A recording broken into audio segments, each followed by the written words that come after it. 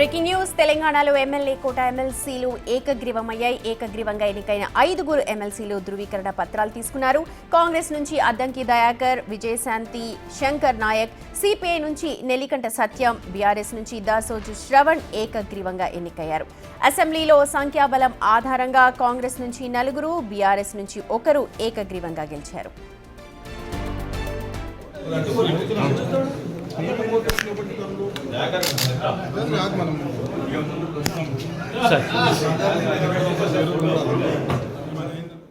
పూర్తి వివరాలు మా ప్రతినిధి హేమ అందిస్తారు. Hema, over to you.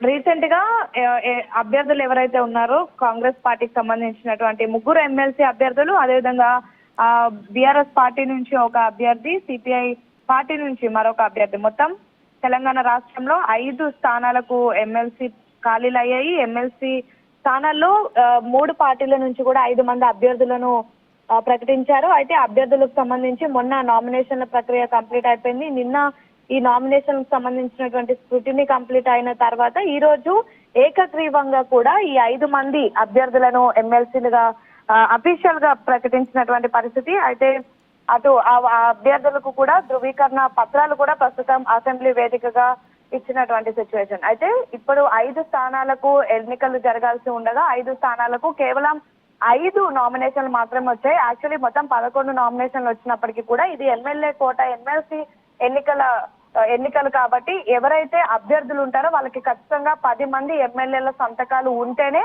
ఆ నామినేషన్ అనేది కౌంట్ లోకి వస్తుంది, లేదంటే అది స్క్రూటినీలో వేగ్గా పోతుంది. సో ఈ నేపథ్యంలో 11 నామినేషన్లు వచ్చినప్పటికీ కూడా 5 నామినేషన్లకే 10 మంది ఎమ్మెల్యేల సంతకాలతో నామినేషన్లు ఉన్నాయి కాబట్టి ఈ 5 మందిని కూడా ఏకగ్రీవంగా ఇటు ఎన్నికల కమిషన్ అనౌన్స్ చేసినటువంటి పరిస్థితి. ప్రధానంగా మనం చూసుకుంటే కాంగ్రెస్ పార్టీ నుంచి 3, అటు అద్దంకి దయాకర్, ఎస్సీ సామాజిక వర్గం నుంచి అద్దంకి దయాకర్, అదేవిధంగా ఎస్సీ సామాజిక వర్గం నుంచి శంకర్ నాయక్, ఇక బీసీ సామాజిక వర్గం అండ్ మహిళా కోటాలో ప్రస్తుతం విజయశాంతికి కూడా అభ్యర్థులుగా అనౌన్స్ చేశారు. సో ఈ ఎమ్మెల్యే కోట ఎమ్మెల్సీ సీట్ కోసం అటు బీఆర్ఎస్ పార్టీ నుంచి ప్రొఫెసర్ దాసోజు శ్రవణ్ నామినేషన్ వేశారు. అండ్ సిపిఐ నుంచి కూడా, అంటే మిత్రపక్షంలో భాగంగా సిపిఐకి ఒక సీట్ ఇచ్చినటువంటి నేపథ్యంలో నెల్లికంటి సత్యం కూడా ఈ నామినేషన్ వేశారు. అయితే ఎమ్మెల్యే కోట ఎమ్మెల్సీ సీట్ కోసం ఈ 5 నామినేషన్ వేశారు. ఈ 5 కూడా ఏకగ్రీవంగా జరిగింది. ప్రస్తుతం రిటర్నింగ్ అధికారి కూడా వీళ్ళకు ధృవీకరణ